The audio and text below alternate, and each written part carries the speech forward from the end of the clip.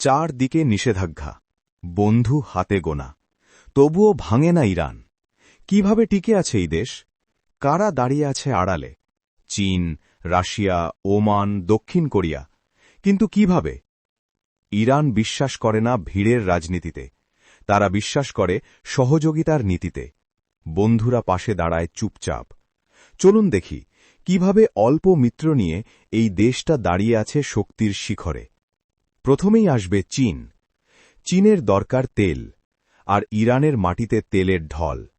2024 সালে প্রতিদিন 15 লাখ ব্যারেল, 2025 শুরুর পরেও 14 লাখ ব্যারেলের খেলা।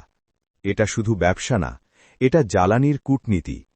তেল দিয়ে গড়ে উঠেছে বন্ধুত্বের ভিত্তি।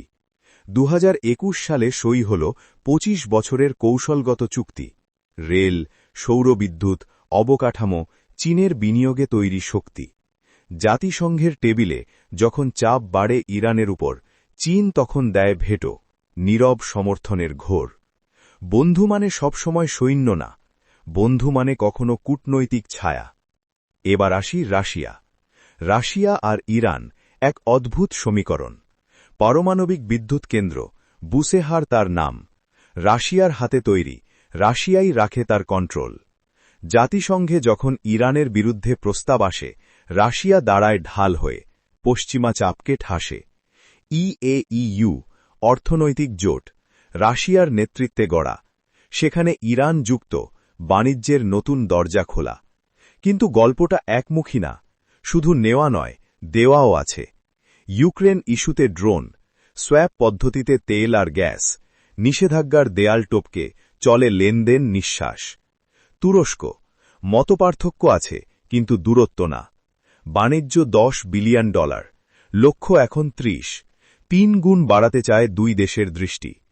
ইরান দেয় গ্যাস আর তেল, তুরস্ক দেয় যন্ত্রাংশ, পোশাক, ইলেকট্রনিক্সের খেল। সীমান্তে কুর্দি ইস্যুতে দু দেশের বোঝাপড়া মজবুত। তথ্য আদান প্রদান চলে, নিরাপত্তার সেতু অটুট। সব বিষয়ে একমত না, তবুও সম্পর্কটা নষ্ট না। ওমান, নীরব মধ্যস্থতাকারী, কৌশলগত দিক থেকে সবচেয়ে ঘনিষ্ঠ সঙ্গী। যখন ইরান আর পশ্চিমা বিশ্ব এক টেবিলে বসতে চায় না, ওমান তখন টেবিল সাজায়। বন্দি বিনিময়, উত্তেজনা কমানো, বার্তা আদান প্রদান। ওমান ছিল সেই সেতু যেখানে থেমে গেছে বহু ঝড় তুফান। হরমুজ প্রণালীর মুখে দুই দেশ পাশাপাশি। বিশ্বের 20% তেল যায় এই পথ বেয়ে রাশি রাশি। ইরান চাপ দিলে ওমান পারে উত্তেজনা কমাতে, কারণ আমেরিকা, ইরান দুই পক্ষেই তাদের বিশ্বাস আছে। কাতার, আগে ছিল বন্ধু, এখন না। পারস্য উপসাগরের নিচে বিশ্বের বৃহত্তম গ্যাস ক্ষেত্র। ইরান আর কাতার একই ভাণ্ডালের অন্তর। সমন্বয় ছাড়া সম্ভব না উত্তোলন, কারণ ভূগর্ভে নেই সীমান্তের বিভাজন। 2017 সালে অবরোধ এলে কাতার ছিল চাপে। ইরান খুলে দিল আকাশপথ, খাবার পাঠালো নীরবে। এমন সমর্থন ইতিহাসে খুব কমই দেখা যায়। তাই সম্পর্ক ছিল ঘনিষ্ঠ, যদিও এখন শীতল হাওয়া বয়। সব মিলিয়ে প্রশ্ন একটাই, কিভাবে টিকে আছে ইরান? অল্প বন্ধু, চারদিকে নিষেধাজ্ঞা, তবুও ভেঙে পড়েনি রাষ্ট্রযন্ত্র, দাঁড়িয়ে আছে দৃঢ় মানচিত্রে। কারণ তারা সংখ্যা গোনে না, তারা হিসাব করে স্বার্থের।